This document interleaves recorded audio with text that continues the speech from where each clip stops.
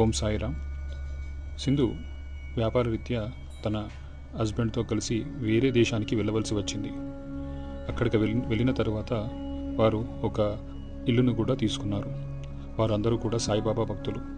అందరూ కలిసి బాగా పూజించేవారు.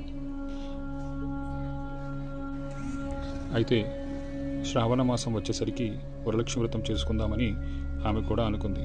కానీ వరలక్ష్మి వ్రతం చేసుకోవడానికి పూజ చేసుకున్న తర్వాత తాంబూలాలు ఇవ్వడానికి మన భారతదేశ వ్యక్తులు ఎవరైనా ఉన్నారా, మహిళలు ఎవరైనా దొరుకుతారా లేరా అనేసి చాలా గాబరపడింది.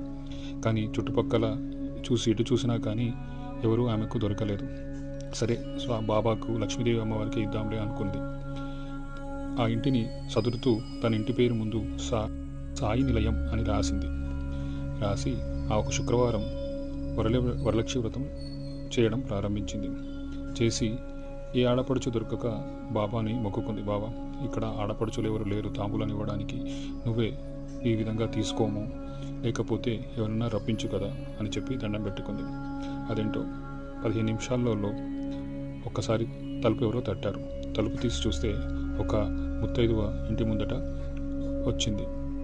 ఆమె తలుపు తీయగానే, అమ్మ, నువ్వు ఇంటి ముందు సాయి నిలయమని రాసావు, నువ్వు భారతదేశం నుంచి వచ్చావా అంది. అవునమ్మా, నేను భారతదేశం నుంచి వచ్చానంటే, ఈరోజు శ్రావణ శుక్రవారము మీరు మా ఇంటికి తప్పకుండా రావాలి అని చెప్పి ఆ పెద్ద ఆవిడ అంది అన్నమాట.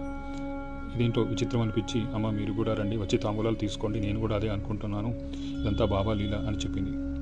ఆమె కూడా చాలా సంతోషంగా ఫీల్ అయ్యి తాంబూలాలు స్వీకరించి ఆమెను కూడా అక్కడికి రమ్మంది. వారు కూడా దగ్గరలోనే ఉంటారు. ఈ లీలను సాయి యొక్క లీలని అనుకొని చాలా సంబరపడింది. ఓం సాయిరామ్.